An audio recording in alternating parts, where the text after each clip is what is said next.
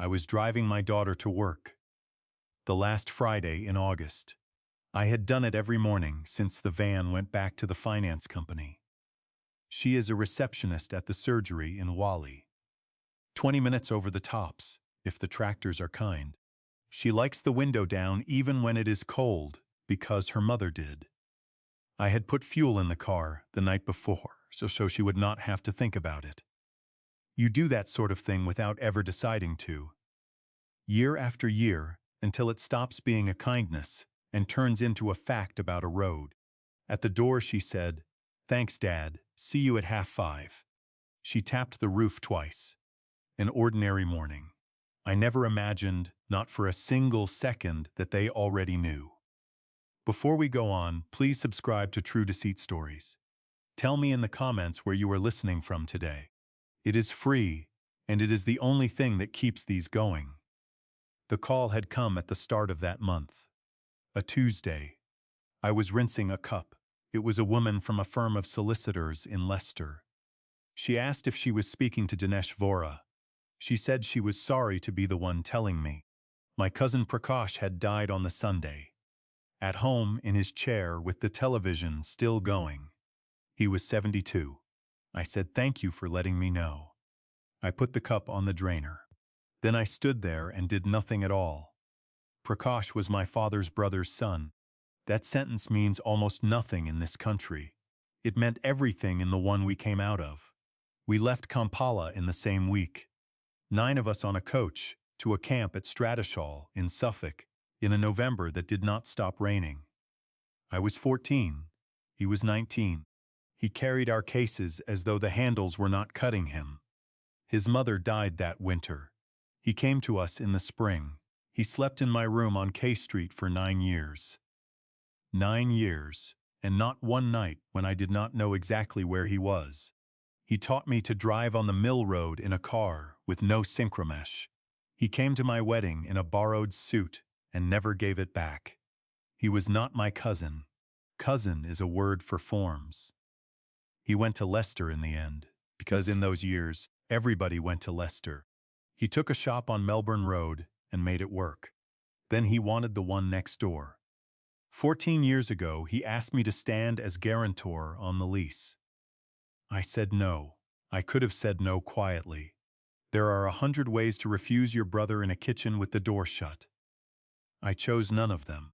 I said it in front of my wife, and in front of the man he was going into business with.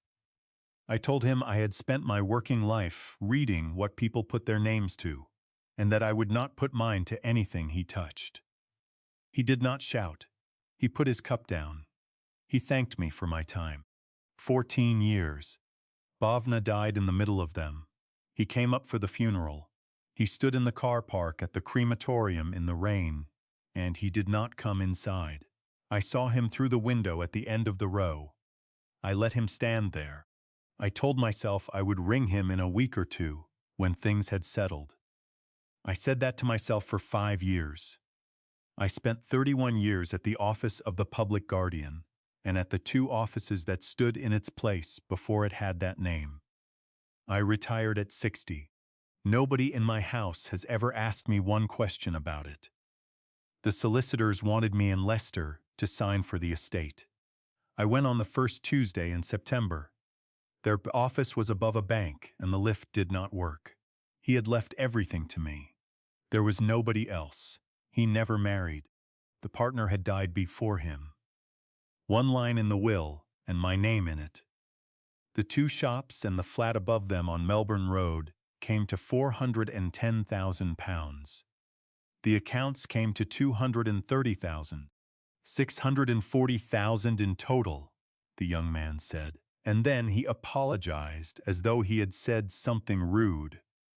There was an envelope in the file with my name on it. Prakash's writing had gone bad at the end, because of his hands. Inside was a piece of paper torn out of a diary. It said, "For my brother Dinesh, who was right. That is the part I have not got past, not the money. He carried that for 14 years. He was still carrying it, in a drawer, in a solicitor's office. He died holding it. I cannot give it back. I keep an allotment up Mill Brow, on the ledge above the town. You can see the whole of Pendlebrook from it, laid out like something spilled. There is a dry stone wall along the top of my plot. It went down in the February gales when the ash came over. 9 feet of it, 4 courses. Stones lying in the nettles all summer. I had the tools. I had the time. I went up twice a week, and I looked at it, and I came home. I drove north the same afternoon with the will in a card folder on the passenger seat. I had it worked out by Sheffield. I would clear what Caton owed, all of it. The finance on the van, the 2 cards, whatever was left of the firm. I would not ask him for a figure or a schedule or any of the rest of it. Priya would have a car of her own, not a new one. She would not have taken a new one. She would have been quietly pleased for a fortnight, and then found something to worry about, because she is her mother's daughter to the bone. They had been with us 2 years by then. Caton had a plant hire business, 2 diggers and a van. It went the way those go, quietly and then all at once. And there was a personal guarantee behind it, because there always is. They gave up the flat in June and moved into the back bedroom and the box room. I told them it was their house too. I meant it. A house with 3 people in it after 5 years of one is not a burden. It is a radio left on. I stopped in Blackburn and bought a box of barfee. You do not bring news like that to a table empty-handed. There was no space outside, so I parked 4 doors down, facing the wrong way. I turned the engine off. It was that hour at the end of summer when the light goes low and orange, and every front window on a street like ours turns into a lit stage. They had not drawn the curtains. They never do until it is properly dark. Caton was standing in the middle of my front room, with his phone in his hand. Priya sat on the arm of the settee with her arms folded across herself. She was not looking at him. I know that shape. I watched him talk. I watched her not look at him. I watched him put the phone down on the mantelpiece and pick it up again twice. Something went cold across the back of my shoulders, and I could not have told you why. There was nothing wrong with the picture. A man talking. A woman listening. I sat with a box of barfee on my knee and told myself I was tired. Then my phone lit up on the passenger seat. It said Caton. I answered and said his name. Nobody spoke to me. There was that muffled roar you get from a pocket. Then it settled. I could hear my own front room from 20 yards away, and through the glass, I could see the man it was coming out of. I want to be exact about this, because it matters. He was not whispering. He was explaining.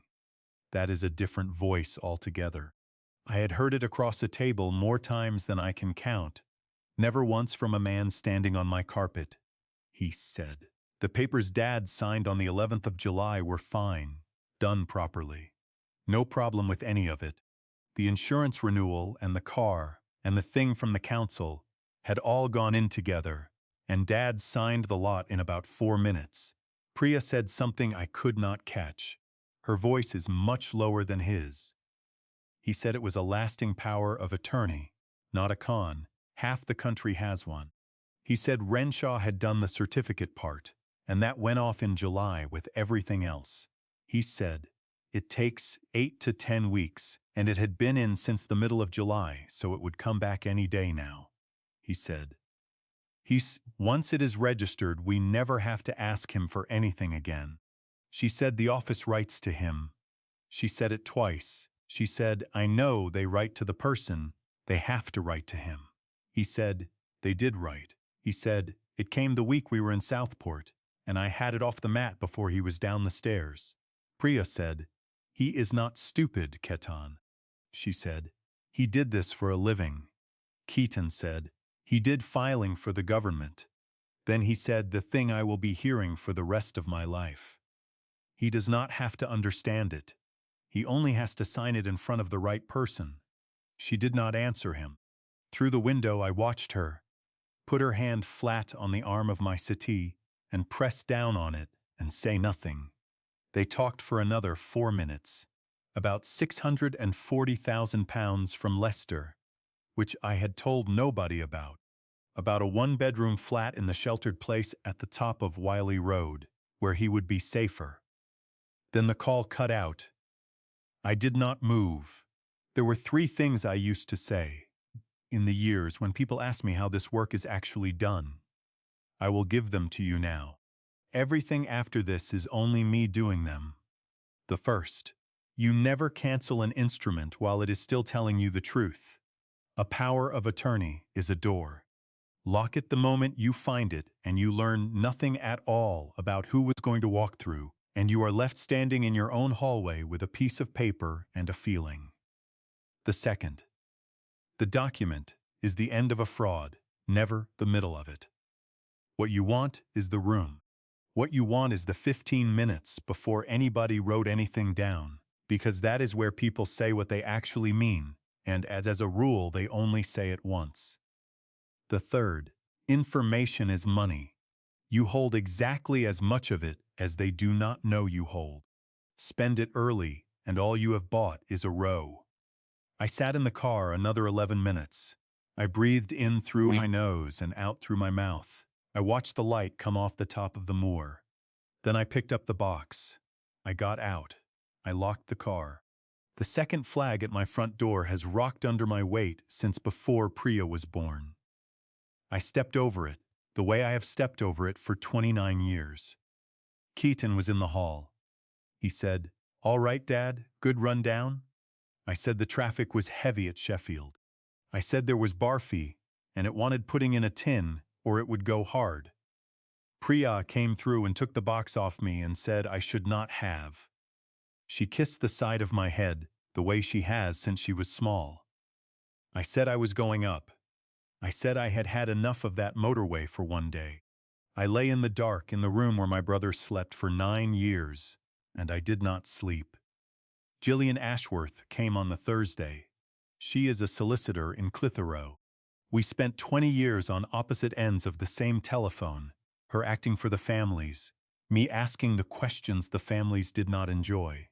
She is 70 now and has never retired properly. She sat at my kitchen table with her coat still on. She drank 2 cups of tea. She let me get all the way to the end without once interrupting. Then she said, "Right." Then she said, "Say it back to me in order and slowly." What it was, she said, was fraud by false representation under the Fraud Act 2006. If the certificate said what we thought it said, if the two of them had agreed it between them, it was conspiracy to defraud on top. The certificate provider is the hinge, she said. That signature is the one part of a lasting power of attorney that exists to protect the donor from exactly this. A solicitor who signs it having never met the donor has not made a mistake. He has made a false instrument. She said the power itself was very probably void. Then she said, "Void is not the same as safe, Dinesh. Void means proving something afterwards, in front of somebody, at our expense." I asked her about recording them. I want people to understand how that goes here, because it does not go the way it goes on the American programs. She did not give me a statute. There is no statute to give. She said there is nothing unlawful about recording a conversation you are part of, in your own house, for your own purposes. She said the household exemption keeps the data side of it off my back. Then she said the part I did not want. Whether a court will ever listen to it is not hers to promise. It is not the police officers to promise either. A judge can shut it out under Section 78 of the Police and Criminal Evidence Act 1984 if he decides it takes a trial unfair, and no honest solicitor in England will tell you in advance which way a judge will jump. I said, so I could do the whole of it correctly and still be told it counts for nothing. She said, yes. She did not soften it. That is why I had asked her and not somebody else. That was when it got heavy. Not the window, not the phone. A woman in a wet coat at my table, telling me that the one thing I could do was the one thing nobody could guarantee. I bought the recorder the next morning from a shop on Blackburn Road in Accrington. £39 and a packet of batteries. cash. A card leaves a line on a statement, and a statement gets opened by whoever reaches the mat first. It went in the blue tin on the dresser where Bhavna kept her coupons. Then I went up Millbrow and worked on the wall for 40 minutes before the sun got round. It was not defiance, and it was not a symbol. Tuesdays and Thursdays I go up to the plot. If I stopped going up to the plot, somebody in my house would have noticed, and nothing about my mornings was going to change. Over the next 16 days I built the record. The tin sat on the dresser with its lid on. The kitchen is where everything in that house gets said. It is the warm room, and the back door is there. I did not follow anybody. I did not go through a drawer. I put my hand on the lid of a tin on my way past, and I took it off again on my way back. What I got was a plan, in a man's own planning voice, laid out over a fortnight in a Lancashire kitchen. He had the timings. Registration back in the 3rd week of September. The letter would come to the house, and he would be in for the post. The 2 shops in Leicester, with an agent by Christmas at the latest.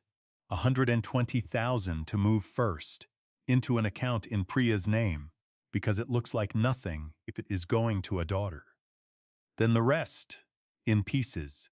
Then the house on K Street, which is worth about 280,000. Once Dad was in the flat at the top of Whaley Road and settled. He used that word a great deal, settled. He was very fond of it. He said, "We are not stealing anything."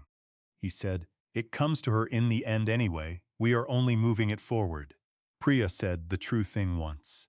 Sunday night, back door open, moths coming in at the light. She said he is not confused. She said he has never once been confused in his life, and you know it. Keaton said, "Nobody is saying he is," and she let it go. That is the whole of it, really. She let it go, and she made him a cup of tea, and I stood in my own hallway in my socks with my hand flat on the doorframe. I did small things in those 16 days. I mended the latch on the back gate. I descaled the kettle. I cut the grass. On the Sunday morning, I put a property alert on the house with the land registry. It takes 10 minutes, and it costs nothing, and I would tell anybody listening to this to go and do it.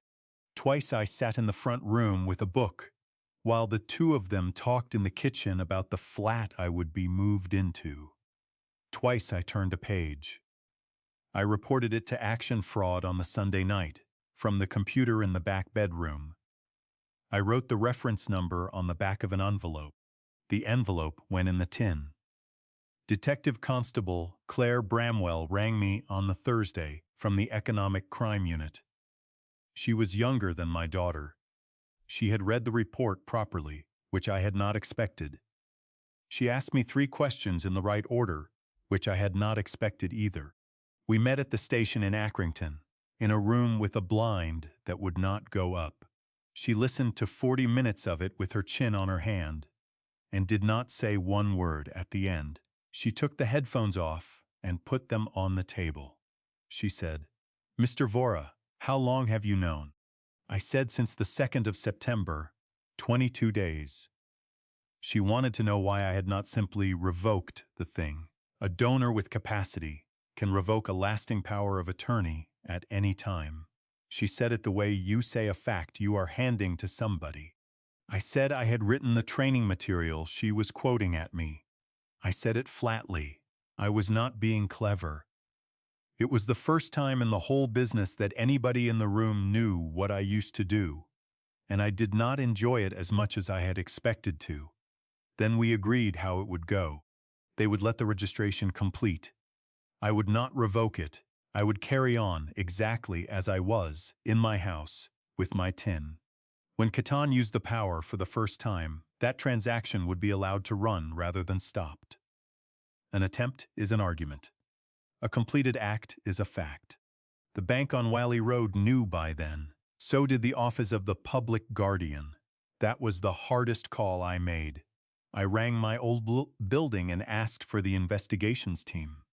A woman came on who had been a trainee in the year I left. Yvonne Pilling. She called me Mr. Vora. which nobody in that building had done in 31 years. She was very careful with me. That is how I found out what I sound like from the outside. The registration came back in the third week of September. I was on the landing at 10:30 when the post came through the door. I heard him come out of the back room fast. 3 strides. I stood at the top of my own stairs and watched the top of my son-in-law's head while he crouched over my mat and sorted my letters into 2 piles. He took the one from the office of the public guardian up to the box room. I went back to bed and lay on top of the covers with my shoes on for about an hour. On the Monday, he had an appointment at the bank on Whalley Road. He wore a shirt. He asked me if the collar sat right. I said it was fine.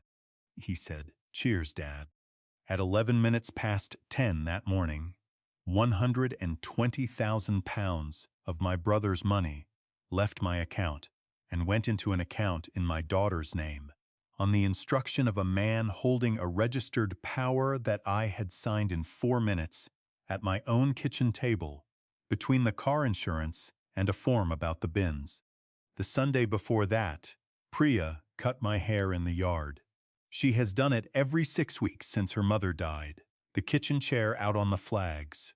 A towel round my neck. She works round the ears with 2 fingers, holding the top of the ear down, exactly the way Bhavna used to. I have never told her that. She would stop doing it. Halfway through she asked me if I was warm enough out there. I said I was fine. She said, "You say that." And she carried on, and I sat with my chin down and my eyes on the flags, and I understood a thing I had managed not to understand for 3 weeks. Both of them were true at the same time. She was going to let it happen to me, and she was worried I was cold. I went to Renshaw on the Tuesday. His office is above a carpet shop on Blackburn Road, up a staircase that smells of new underlay the whole way. There is a plastic tree on the landing. There was a girl on reception doing her college work behind the monitor. I had booked in the week before as a new client wanting a will. He shook my hand. He asked if I had found it all right. He said the parking round, there was a nightmare. He did not know me. That is the entire case. 1 handshake, in a room with a plastic tree in it. He had signed a certificate confirming that he had discussed a lasting power of attorney with the donor, that the donor understood it, and that no fraud or undue pressure was being used on him. The donor was sitting in front of him, and he had no idea whose hand he had just shaken. I gave him my name. I gave him my address on K Street. I watched it arrive. He was quick. I will give him that. He said, "Ah," and sat back and had himself together in about 2 seconds. Then he tried the only thing that was left. He started assessing me. There, across the desk, off the top of his head. He asked if I knew what day it was. He asked who the Prime Minister was. He asked whether I remembered signing anything at all in the summer. I answered him properly. It was the 11th of July, a Friday. It rained hard at about 4 in the afternoon. There were 3 documents, and the car insurance was the one on top. The pen was a blue biro with a chewed lid, and it belongs to my daughter. Keaton held the corner of the page down with 2 fingers while I signed. Then he took all 3 away in a plastic wallet, and I went out to the yard and put the bin round. Then I asked him my question. I asked whether his file held an attendance note for the 11th of July, and if it did, what time it said the meeting had started. He did not answer. He looked at the corner of his desk for a while. I told him the conversation was being recorded. I told him I had said so now rather than later, because he would want a clear head for whatever he did next. Then I thanked him for his time. I stood up. I let myself out past the plastic tree and the girl doing her college work. I sat in the car park behind the carpet shop for a while. The engine ticked as it cooled. I did not put the radio on, and I did not ring anybody. When I got home, I put the kettle on and asked Priya how her day had been. I rang Bramwell that evening and told her where I had been. She was quiet for a moment. She said she would have preferred to know first, I said I knew that. It was the only part of the whole business that I did for myself. They came on the Wednesday at 7:10 in the morning. I had been up since 5. I made a pot of tea at 6 and drank none of it. I was in the armchair by the front window with the paper on my knee, open at the racing page, and I have never put a bet on in my life. There was a car and a van at the top of K Street. I watched them come down the pavement past next door's hedge. Bramwell knocked. She did not hammer on it. 3 knocks. Ordinary. The way the meter man knocks. Ketten came down in a t-shirt and his work joggers, because he had heard it too. I did not get up. That was not coldness, and it was not a performance. My legs would not have done it. He opened my front door, and there were 4 of them on my step, and one of them said his name and his date of birth. I watched his face do the thing I have watched faces do across a table for 31 years. Arithmetic, not shock. He was working out what they had, and in what order, and what he could still say. He got to the end of it in about 4 seconds. Then his shoulders went. After that he was very polite to them, and that was somehow the worst part of him. Priya was on the stairs in her dressing gown. They said her name, too, and the caution, and her hand went up to the back of her neck and stayed there. She has done that since she was 9 years old, and put a football through the glass in the back door. Her hand goes to the back of her neck. I looked for her. I want to say this part properly, because it is the only thing out of all of it that I would tell you to expect, if it ever comes for you. I sat in my chair, and I looked into my daughter's face for my daughter. What I got was pieces. The girl who cried for an hour when a bird hit the window. The girl who would not eat toast unless it was cut corner to corner. The girl asleep in the back of the car, coming home from Southport with sand in her hair. All of it arriving in bits. None of it joining up into the woman, standing on my stairs at 7:10 with her hand on the back of her neck. She said, "Dad." Just that. One word, with a question on the end of it that I still could not tell you the shape of. I did not answer her. I have thought about that more than I have thought about the money.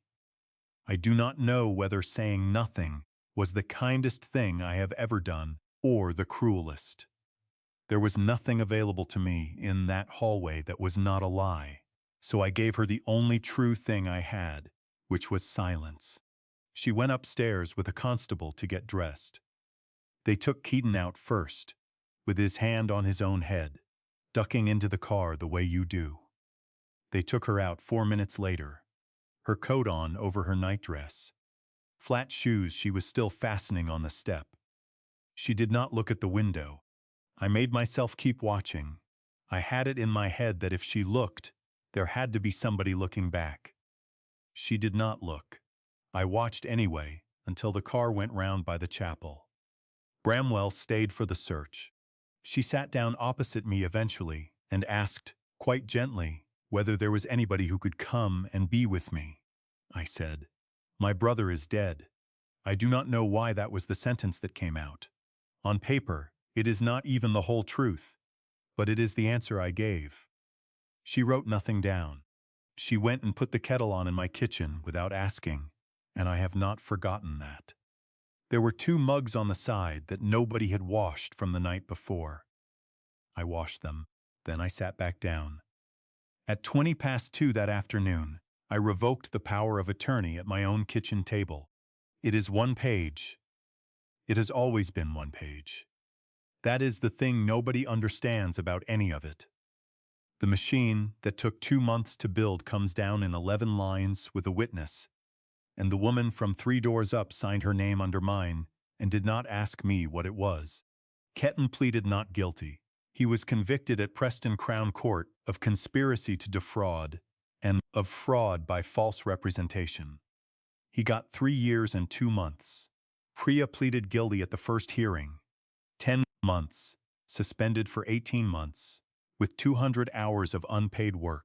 The prosecution described her as a secondary party who did not originate the plan and who had raised objections to it. My statement did not contest that. I had listened to 16 days of it, more times than the officers had. It was not inaccurate. Stuart Renshaw pleaded guilty to fraud by false representation and to making a false instrument and got 15 months. The solicitor's disciplinary tribunal struck him off in the spring at a hearing he did not attend. He is 51. He will not practice again. He did it for £800 and a favour to a man he played five-a-side with. I did not go to Preston for any of it. I have never seen the inside of that building, and I do not intend to. They played the kitchen recording in court. My daughter's barrister asked for it to be excluded, and the judge let it in. So a room full of strangers in Preston heard my son-in-law standing on my carpet. He does not have to understand it. He only has to sign it in front of the right person. I am 67 years old. I still live on K Street, in the house we bought 29 years ago. The second flag still Dasser 6, I still step over it. The box room has a bed in it and nothing else. The money is exactly where it was. I have not spent a pound of it. The shops on Melbourne Road are let to the same two families at the same rent Prakash was charging them, because he never put it up in 19 years, and I have told the agent that it stays that way while I am alive. His standing order to the hospice still goes out on the 1st of the month. I have not changed my will. I think about it most weeks. I have not done it, and I am not going to explain that to anybody, including myself. She has rung twice. I let both go to voicemail. I have listened to both of them twice, and I could not tell you what I am waiting to hear. I finished the wall in October. It took 9 mornings. You cannot rush a gap like that. You clear back to what is sound. You get the hearting in. You find the stone that already wants to sit where you need one, and you do not force anything, because a wall that is forced comes down again inside your own lifetime. It is closed now. It will hold.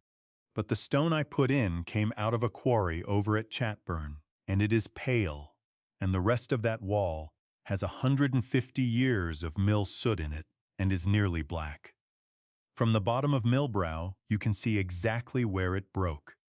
Anybody walking up there can see it. 20 or 30 years of Lancashire rain will bring the new work down to the color of the old. I know roughly what I am. I will not be here for it. Both of those are true, and I have stopped trying to make them agree. The wall is mended. You can see the join from the road. I still go up on Tuesdays and Thursdays.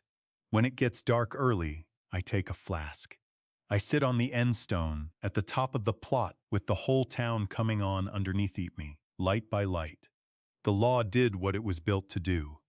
All of it, exactly as I spent 31 years telling people it would. And it was already too late on the 11th of July in 4 minutes, at a kitchen table, between the car insurance and a form about the bins. I sit up there until the flask is empty. I am not sure what I am waiting for. If this story stayed with you, please like the video and subscribe to True Deceit Stories so the next one finds you. Tell me in the comments where you are watching from tonight. There is another one waiting on the channel, and I will see you there.